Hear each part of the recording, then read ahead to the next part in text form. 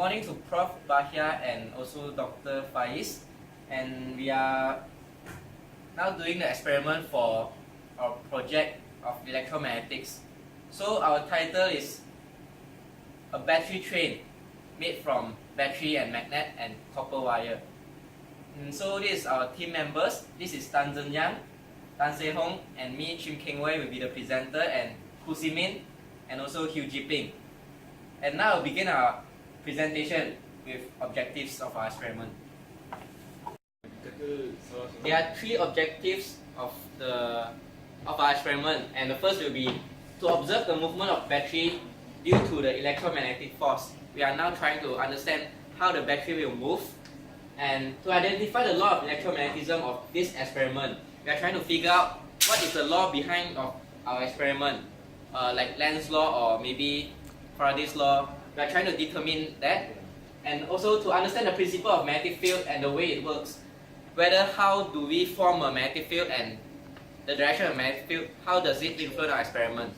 Okay, so we will need three components only for this experiment, which is an AAA size battery and multiple magnets, a small one, but we need a strong one, and also enamel copper wire. And to begin our experiment, there are a few steps, which is first, we will have to determine the polarity of the battery, and next, we are going to attach the battery to both ends of the battery.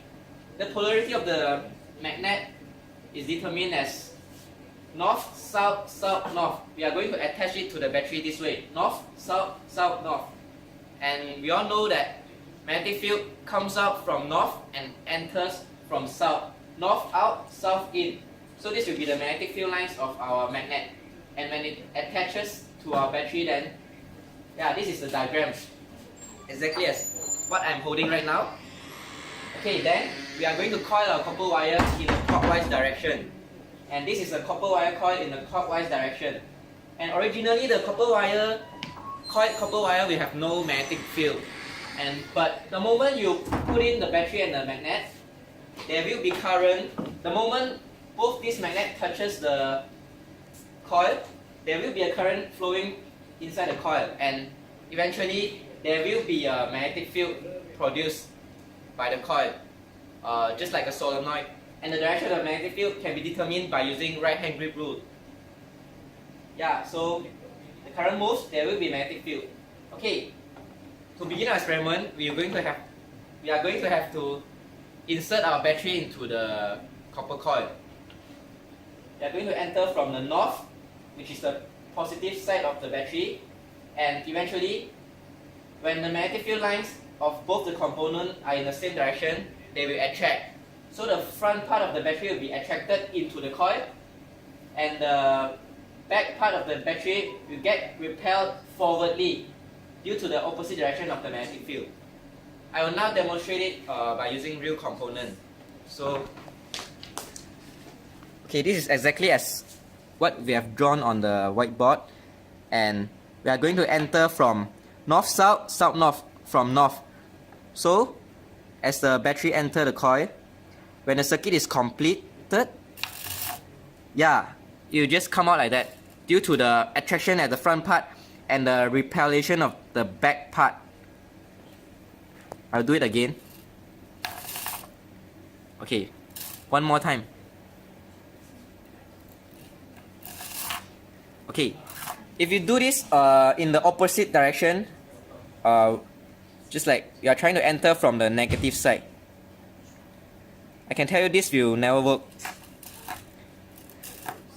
It will just keep on bouncing back outwardly. You can never insert it into the coil.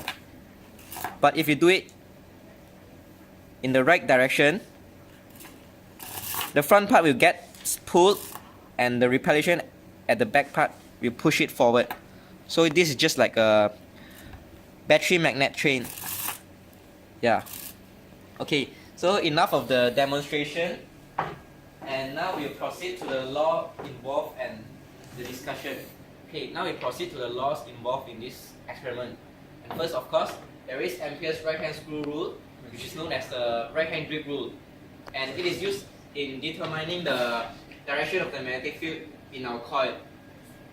We use it like this right hand grip rule. And second, there is Fleming left hand rule. Fleming left hand rule is used to determine the direction of the force which pushes the magnet and the battery into the coil and exits the coil. The force, the direction of the force, we determine it by using Fleming's left hand rule. Okay, this is my left hand. The thumb will be the force, direction of the force. The index finger will be the direction of the magnetic field, and the middle finger will be the direction of the current. FBI, force, field, current. Okay, we know that the magnetic field exerts 360 outward. So this is our magnetic field, and it is 360 outward, and this is the current. So our current is in the clockwise direction. So by using appropriate current, field, force. So the current will just move like that. So the direction of the force didn't change at all. It's forwardly, still forward. And as the current moves, the magnetic field is the cross product of the current. So it just they are all perpendicular to each other, 90, 90, and 90. So this is how we determine using the Fleming's left hand rule, the idea. And proceed to our discussion. Okay, the first thing, the self-moving battery is related to the way the pole of the magnet is attached to the battery, of course, and also the direction of the coil, how you coil it, in the clockwise or anti-clockwise direction, because this will definitely affect whether your battery moves or not, because it affects the magnetic field of each component. And okay, then a segment of the coil will behave like a solenoid, exerting a magnetic field around the battery. So this is just like a solenoid. Of course, it has to be working with currents. Without currents, a coil will just behave like a normal coil. So when you insert the battery and both ends of the magnet touches the copper wire, there will be a current flowing inside the coil, and there will be a magnetic field, and the battery will move forward. Okay, the battery moves forward because the head, there is attraction force, the pulling force, and at the tail, there is a repel force that pushes the battery forward.